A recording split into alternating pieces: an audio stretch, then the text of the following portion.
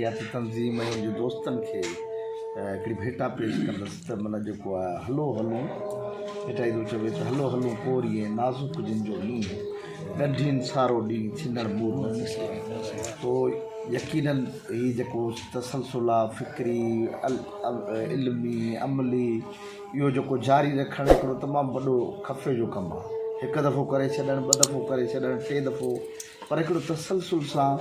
पंहिंजे माण्हुनि खे हिकिड़े पूरो हिकिड़ो जीअं रहमतुल्लाह ॻाल्हि कई त ग्लोबल जेको सॼो वार्मिंग आहे, वणनि जो मामिलो या सफ़ाई जो मामिलो असां जेको नंढड़ी ॻाल्हि जेके न सम्झणु खपे। हीअ असांजो तमामु वॾो हिन वक़्तु जेको दुनिया जो जेकॾहिं हिकिड़ी एटमी जंग जेका हिन वक़्तु यूक्रेन में ऐं जेको ख़तरो आहे वॾो, इहो बि हिकिड़ो ग्लोबल वार्मिंग जो मामिलो आहे। इन खां अलावा ॿियो जेको वॾे में वॾो जेको क्लाइमेट चेंज या मौसमियाती तब्दीलियूं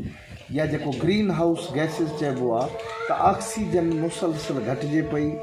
उहा छो पई घटिजे, वण घटिजनि पिया ऐं वणनि जे घटिजण जे करे जेको हिकिड़ो कुदरत जेका आहे उनखे जेको असां वटि इनखे मज़हबनि सनातन धर्म ख़ासि तौर ते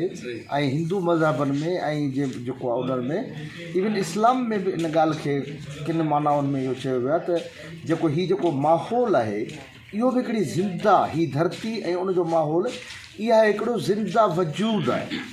जीअं असां ज़िंदगी आहियूं, जीअं असां ज़िंदा आहियूं, इन में माण्हू जो जनमु वठणु, उन में ॿूटनि जो जनमु वठणु, फितरत जो जेका फितरत जेका आहे उहा पंहिंजे जोहर में ज़िंदा आहे। जेकॾहिं उनखे मारण जो जेको अमल आहे उहो इहो आहे त असां वण ऐं ॿूटा ख़तमु करे छॾियूं या घटाए छॾियूं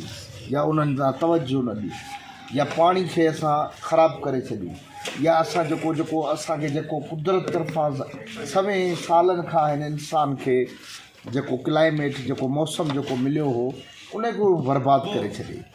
उनजी हिकिड़ी ख़ासि जेका टेम्परेचर जी जेका लेवल आहे उनखे किराए छॾे, उन में जेका ऑक्सीजन कार्बन डाइऑक्साइड ऐं उनजो जेको सर्किल आहे उनखे तबाह ऐं बर्बादु करे